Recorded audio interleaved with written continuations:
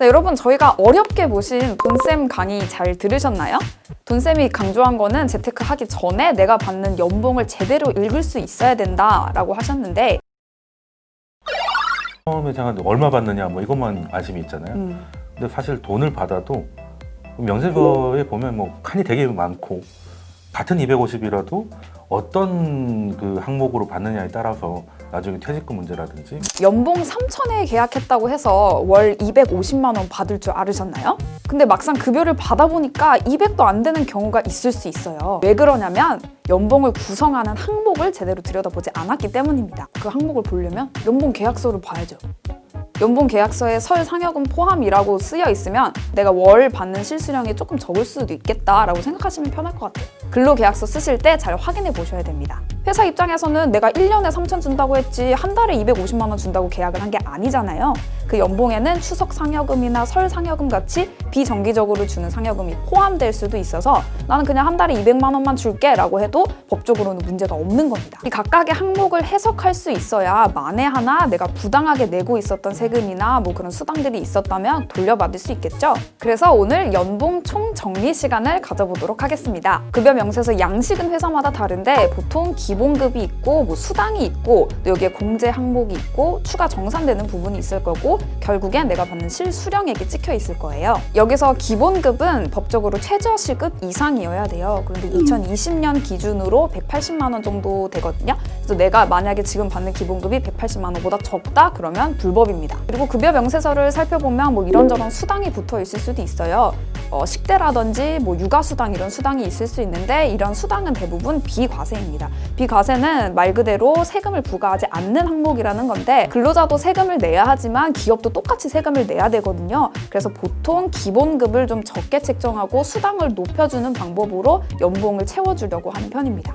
그러니까 내가 왜 계약한 것보다 실수령액이 적지라고 툴툴대지 마시고 계약서 작성할 때부터 제대로 확인을 해보셔야 됩니다. 자, 그럼 공제 항목을 좀 살펴볼까요? 가뜩이나 쥐꼬리만한 월급인데 떼어가는 게 정말 많죠. 소득세나 국민연금, 건강보험 같은 걸로 많이 나갈 텐데요. 그중에서도 가장 많은 부분을 차지하는 게 바로 소득세입니다. 소득세란 내가 1년 동안 번 소득에 대해서 부과되는 세금을 말해요. 소득세는 소득 구간에 따라 세율이 다르게 적용이 되는데요. 보통 소득이 늘어날수록 더 많은 세율을 적용받게 됩니다. 근데 물론 이런 과세 표준을 100만 원 막 이렇게 넘겼다고 해서 바로 높은 세율을 적용받는 건 아니고요. 예를 들어서 내가 1,200만 원 받다가 1,300만 원이 됐다. 그렇다고 해서 6% 과세율이 15%로 바로 넘어가는 게 아니고 과세 표준을 넘는 금액의 100만 원당 초과 세율이 부과하게 되는 겁니다. 라고 설명하면 알아들으시겠어요? 이렇게 계산 방식이 좀 복잡한 편이에요. 그래서 홈택스 우리 국세청이 간이세액표라는 걸 만들어뒀어요. 여기에 내 월급을 입력만 하면 내가 내야 되는 소득세가 얼마고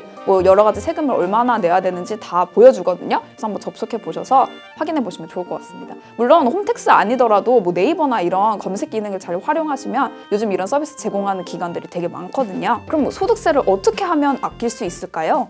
바로 대표적인 게 내가 중소기업에 재직하고 있는 청년이라면 중소기업 청년 소득세 감면 제도를 활용하는 방법입니다. 이거 저희 저번 영상에서 다뤘어요. 여기 한번 들어가서 확인해 보시면 좋을 것 같습니다. 저는 연말정산에서 뱉어내지 않고요. 거의 3자릿수 가까이 돌려받고 있습니다. 자, 여기서 세금도 아닌데 나가는 항목이 바로 있죠. 바로 4대 보험입니다. 4대 보험이라는 거는 국가가 국민의 뭐 질병이나 노령이나 실업 같은 그런 위기에 대비하기 위해서 강제적으로 가입시키는 보험인데요. 국민연금, 건강보험, 고용보험, 선제보험이 해당이 돼요. 이거는 뭐 정규직이나 비정규직, 인턴 이런 고용 형태에 상관없이 무조건적으로 가입을 해야 합니다. 자, 국민연금은 소득의 9%를 차지하는데 근로자와 사업자가 반반씩 나눠내요. 그래서 근데 만약에 내가 프리랜서 같은 경우다 9%를 전부 다 본인이 부담을 해야 됩니다.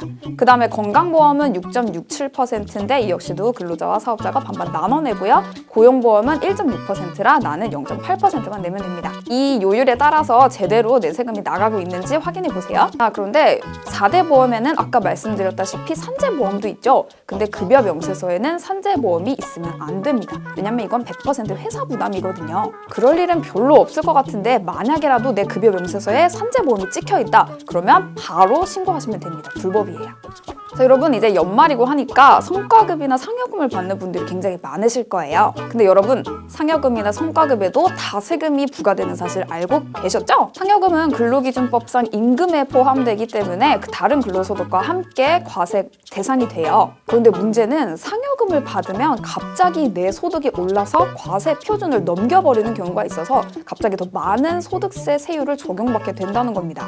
월급에 성과급까지 더하면 당연히 소득세 부담이 커질 수밖에 없겠죠. 근데 여러분 어차피 나가야 되는 세금이잖아요. 뭐 이렇게 많이 나가냐고 억울해하지 마시고 이 세금을 절약할 수 있는 방법을 찾아보거나 아니면 정부가 제공하는 서비스를 적극적으로 활용하는 자세를 한번 가져볼까요?